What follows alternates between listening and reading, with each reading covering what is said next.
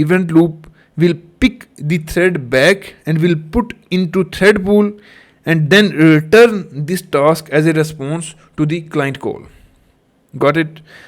Now for non-blocking task, event loop do the same. Event loop check this event queue, and if the task is non-blocking, then it simply put them into a separate section. Single-threaded, asynchronous, non-blocking, concurrent JS runtime. These are such horror terminologies which are being used day to day in JS stacks, JS developers, front-end developers, and even back-end developers. Now you might be thinking like these are the terminologies which are mainly related to nodejs, and like whenever you read the definition of nodejs, these terminologies or this definition is being written there, like nodejs is single-threaded, asynchronous, concurrent, non-blocking JS runtime. But no, these are not only related to nodejs, cause if you have worked on React, which is the front-end JS library, you might have known about like React.js use concurrent pattern to render all of the front-end stuff, and React also use asynchronous patterns, and also now recently in the latest release of React.js, it is also using non-blocking pattern as well. And the left thing, single-threaded or multi-threaded, this is the core concept of JS and Node.js as well. And these are all of the terminologies are being actively used in the front-end side as well, not only in the Node.js. So to make this video, purpose of to make this video is to like get you familiar with all of these terminologies and under the hood concepts, how these things are working and what the hell this JS runtime is, which is being used in the Node.js. God! Wow! So this is nothing. These all of the concepts are totally valid for front end, for back end, and overall for anyone who is JS developer. So let's jump to grab all of these horror terminologies and dig down what these terminologies are doing under the hood. So to grab all of these terminologies, first we have to understand how JS actually works. So I will elaborate to you and will illustrate to you how these things are actually working under the hood. Now, first of all, let's see what JavaScript itself is. First of all, let's start from fundamental, what JavaScript itself is. Now, you have heard of JS engine, like in Chrome we are using V8 engine. In Firefox there is a, I think, kind of chimpanzee or monkey kind of name of JS engine, and in some of the other browsers there are different kind of engines. And what the engine is actually a written program on C++, which handles all of the executions of JavaScript with the help of like side helping APIs of like set timeout and other kind of stuff. I will discuss all of these things. So mainly you have heard of these kind of JS engines, most famously V8 engine. So now first of all, let's discuss what this JS engine is and how JS behind the scene works. Now, first of all, you can assume the JS engine like this container all is the JS engine in red, and this inner side of this black stack is actually the real JavaScript. This is called call stack. This is actually the JavaScript itself, and whenever some program runs, this program jumps into this call stack, and then whenever it is ended execution, then it is just popped out from this call stack. And this call stack is the heart of JavaScript, and this is the main stuff of JavaScript. And there is a JS engine outside, which is the wrapper of this JS stack. Now we are not going to into like too much details of JS engine, what JS engine itself does, but we are going to explain what call stack is.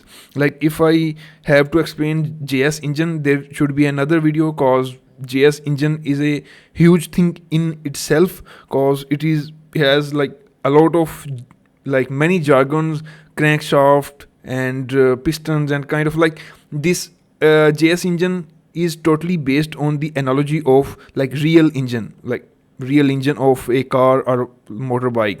So there are huge terminologies which they have used, so I am not going to there. So we will discuss what call stack is mainly.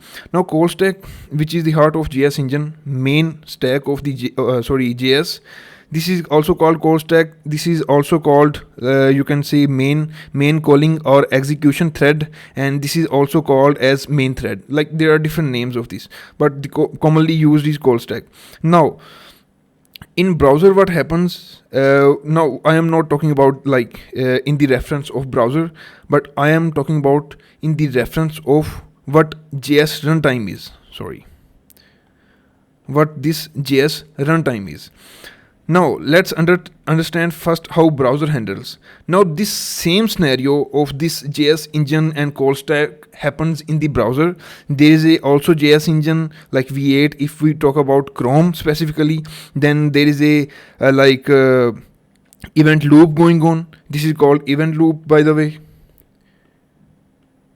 So there is a event loop, then there is a callback queue, then there is a event queue, which are being used. Like what's the purpose of event loop? Event loop just simply checks this call stack, and whenever a event loop find something or some task which is related to very time consuming, first of all, like your set timeout, set time interval, and whenever event loop finds some asynchronous calls, if event loop finds some promises, and if event loop finds some fetch calls, like the tasks which are very heavy and time consuming, then event loop checks this continuously checks this call stack. And if event loop found any kind of this this time consuming task, then event loop simply picks up this task and just put into the callback queue or event queue based on the like type of the task. If task is related to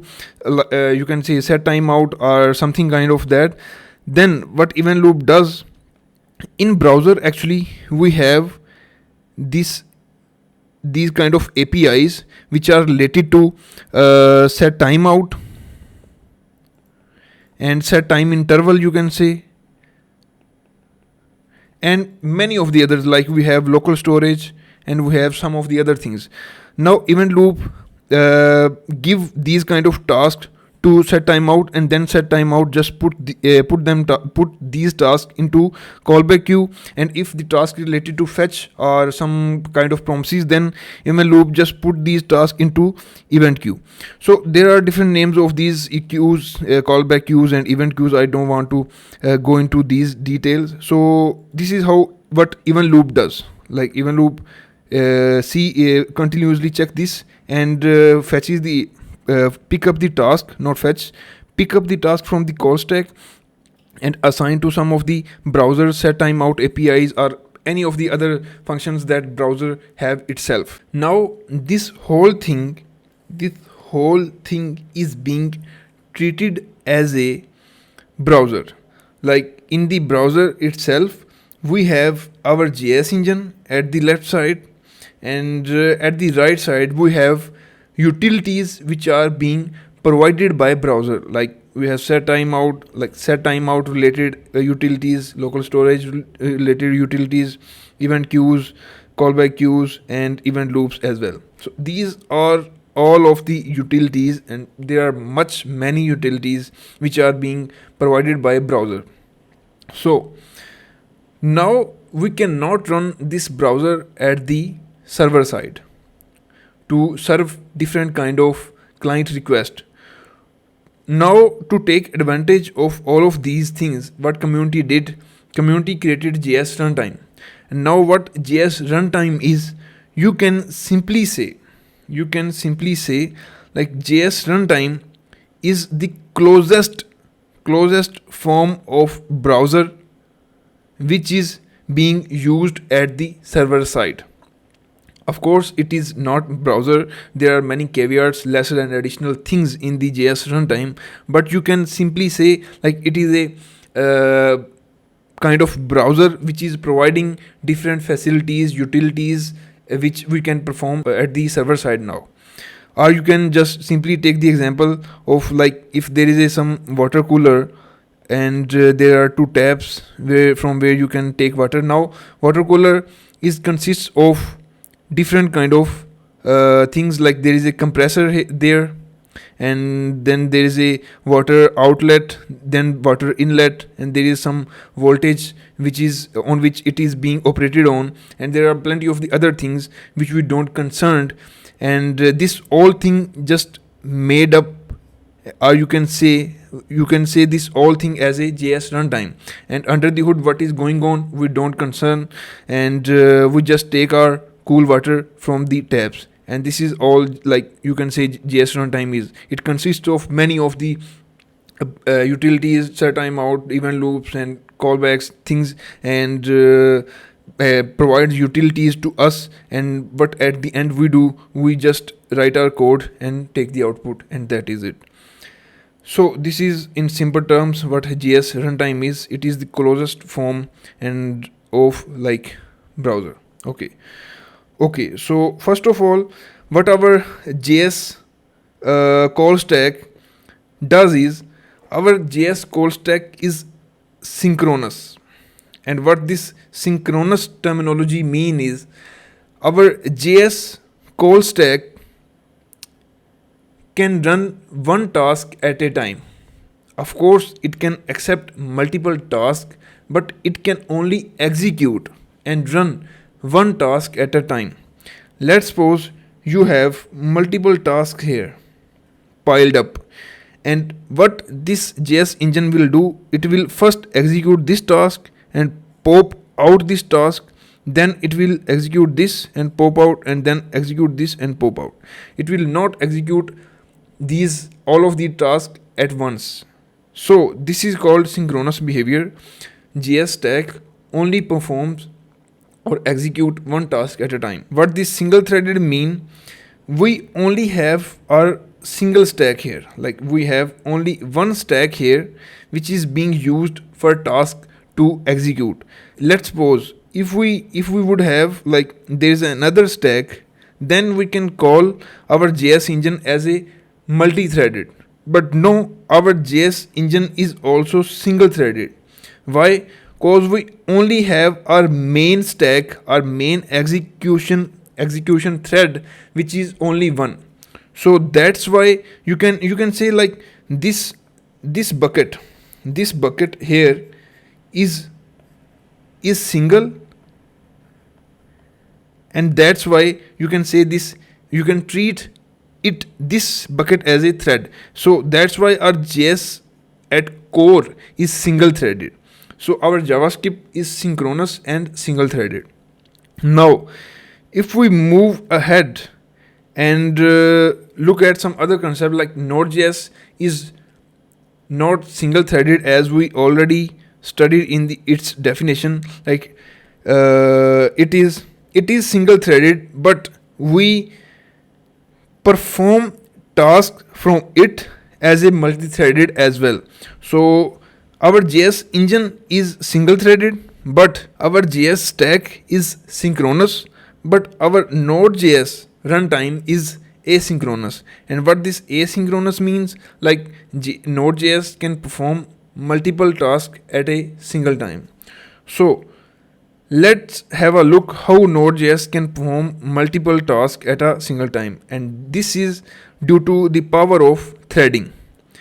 Okay, so our JS call stack at the core is single threaded, but nodejs runtime is multi-threaded.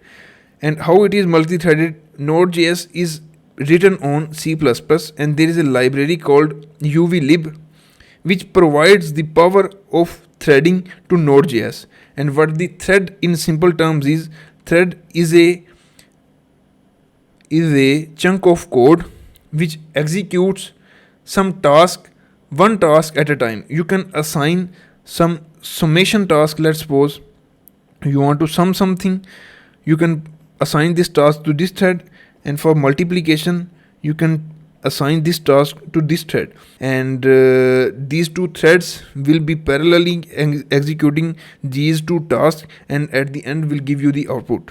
and you will, of course, when you run multiple threads in parallel, you can like complete or execute different tasks quickly. So this is how like nodejs threading works, and for what kind of task threading is being used. Threading only comes into action when you have IO intensive operations, you have CPU intensive operations, you have DNS resolution, and you have like asynchronous file reading. So whenever the task will be heavier, time consuming, and like a lot time consuming, heavier and blocking task, so our threads will come into action. Okay, one additional thing, our JS stack is non-blocking. Just remember this thing, I will explain later. Our JS stack is non-blocking. Okay, so now first let's have a look. Let's take the scenario and see how nodejs handle different kind of requests. Now first of all, let's read this statement, this important sentence here. Nodejs works on a single threaded nature normally. Node.js works on a single threaded nature normally, as mentioned in the definition. It is single threaded, asynchronous, non-blocking, concurrent JS runtime. So Node.js is single threaded nature normally, but you have to behave it like multi-threaded. You have to tell Node.js like, hey Node, now perform my this task in a multi-threaded fashion. And how you do that, this is another topic, and this is related to coding. How you like say to Node.js to perform this task as a multi-threaded. Okay, now let's take this scenario. Let's suppose we have a client here, and this client send multiple requests to this Node.js server. Now Node.js will not deny to the client like, hey client, please don't send me multiple requests at a time, and rather what Node.js server will do, it will accept all of the requests at once, and this behavior is called concurrent behavior. This behavior is called concurrent behavior, like accepting multiple requests at a time. And now what Node.js server will do under the hood, it will take all of the requests and will put them into the event queue. And this is our event queue. Node.js server will put all of these requests into the event queue, and you can say all these requests now as a task. Like you can call them task as these are in event queue. Now these tasks are being processed. How? Here we have our event loop in the execution. Event loop will continuously check this event queue, and if there is some task which is blocking, and what are the blocking tasks? IO heavy task, file reading, DB reading, and CPU intensive tasks are blocking tasks and time consuming tasks. So event loop will check this event queue. If there is a task which is blocking task, what event loop will do, it will take thread from this thread pool. We have our thread pool here, which consists many of the threads which you can pick and assign the task to this thread. Now event loop will pick this blocking task from event queue, and we also pick a thread from the thread pool and will assign this task to this thread. You can say this is the thread, and this event loop will pick the thread from the thread pool and assign this task to this thread and let this thread to be executed. And now let's suppose the task which event loop picks resides here. It is being executed here in this section, and whenever this event loop will be continuously checking these tasks as well, and this event queue as well. And whenever, let's suppose this task, whatever the task is, but the task is blocking task, and whenever this task will be finished executing, what event loop will do, event loop will pick the thread back and will put into thread pool and then return this task as a response to the client call. Got it? Now for non-blocking task, event loop do the same. Event loop check this event queue, and if the task is not blocking, then it simply put them into a separate section, you can say, and whenever this task will be executed, it will be returned as a response to the client call, and there will be no any thread which will be assigned to this non-blocking task, because these are like simple tasks, they are not non-blocking heavy tasks.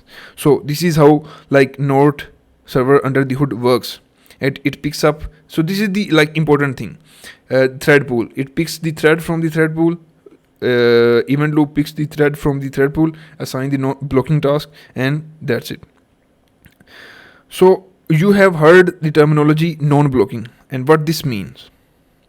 Non-blocking means we have our call stack here, main call stack, and this call stack is non-blocking. You cannot block this thread by any time consuming task. Like let's suppose you have a set timeout which is being set to 10 seconds, and here this is the task of 10 seconds. Okay, so this is the task set timeout of which is being set for 10 seconds. Now whenever like event loop will check continuously this stack, and whenever event loop will find like this task is 10 seconds, will consume 10 seconds, and this blocking task, like blocking task mean the task is of 10 seconds, and of course it will consume more time, and when it will consume more time, and of course then this task will be blocking for this stack. Like this stack should execute each of the process continuously, like this should not block and should not spend much of the time on this only task, and otherwise what will happen, these rest of the tasks will be just waiting for this task to be finished, and then call stack will move towards these tasks. This will not be done in call stack. That's why we call call stack, our JS call stack, as a non-blocking stack. So what happens, event loop just picks up this blocking task from it and assign to the APIs and just move ahead towards the next task. So that's why our main call stack is called non-blocking. And of course the same do as nodejs. Nodejs is also non-blocking. It don't block the main call thread, main execution thread, and instead what it do is it just picks up a thread from thread pool and assign the task, like blocking task, time heavy task, time consuming task, to this thread and executes asides from the main call stack. So this is it. Now we have covered many of the terminologies. Now let's recap what these means. Like single threaded, I have discussed what single threaded mean. We have JS. If it we talk about nodejs, you can say, or JavaScript itself, these are single threaded. We have only one call stack, one thread, you can say, which is responsible for executing tasks one at a time. Now what asynchronous means, asynchronous in JavaScript means asynchronous in nodejs means nodejs can perform multiple tasks at a time. And how this happens, with the help of threads. Nodejs just pick up the thread and assign the task to the thread, and in this way it performs multiple tasks at a time. And this is what asynchronous means. Asynchronous means nodejs can perform multiple tasks at a time. Now, and what non-blocking means, of course we have discussed already. Non-blocking means nodejs don't block this main thread, and instead it execute another like picks up another thread from the thread pool and assign the task to that. And what concurrent mean, we have already discussed. Like nodejs server can take multiple requests from client at a time. And what JS runtime means, we have already discussed what JS runtime mean. It is the closest form of browser that we are used on the client side. Okay, now we have discussed what concurrent means. Now let's see, let me tell you all of these tasks, like promises and async await, these are blocking tasks. These are blocking tasks. And what nodejs do, nodejs don't block this main thread. It instead picks up another thread from the thread pool and assign these all blocking tasks to these threads. And what about this asynchronous JS? Asynchronous JS means like our JS JavaScript at its core is synchronous. Like it can perform one task at a time, but what asynchronous means in nodejs, we tell nodejs, hey node, take this task and behave and execute this task in the sense of asynchronous. Like we don't block the main thread as we already discussed, and we mimic this behavior in nodejs, like hey, perform and execute this task in a asynchronous way. Like in asynchronous way, there are multiple tasks which are being executed at a time, but in synchronous there is only task executing at a time. So this is all related to the fundamental concepts. Now you will never ever forget what these terminologies mean: single threaded, asynchronous, concurrent, and non-blocking, and JS runtime. So this is the, by the way, main, like you can say, the cozy and jargonish definition of Node.js. Node.js is single-threaded, asynchronous, concurrent, non-blocking JS runtime, and this is very cool whenever you answer in that way. And what interviewer then do, just pop up any of the questions from this same definition. So if you have any kind of doubt, just comment down. I will have a separate video on that. If you didn't understand any kind of thing, we can have a separate video. And that was the fundamental video for our series. That's why I have it. And it doesn't mean like it is only for Node.js. No, it is not only for Node.js. These kind of things are being used at the front end side as well, because like our React.js, Angular, or Vue.js, any framework you name, any library you name, like these are being managed by npm. At the end, at the core, like npm is being used, node package manager is being used, node is being used. So at the behind the scene, all of things are being manipulated as a cause. How, like you will do server side rendering at the front end side, of course if you will not have power of node, you cannot do that. So at the behind the scene, node is being running out, and all of these terminologies are being used. So that is it for this video. Hope you enjoyed, and if you did, just comment down and like it, and don't forget to subscribe, of course, and see you in the next video. Bye bye.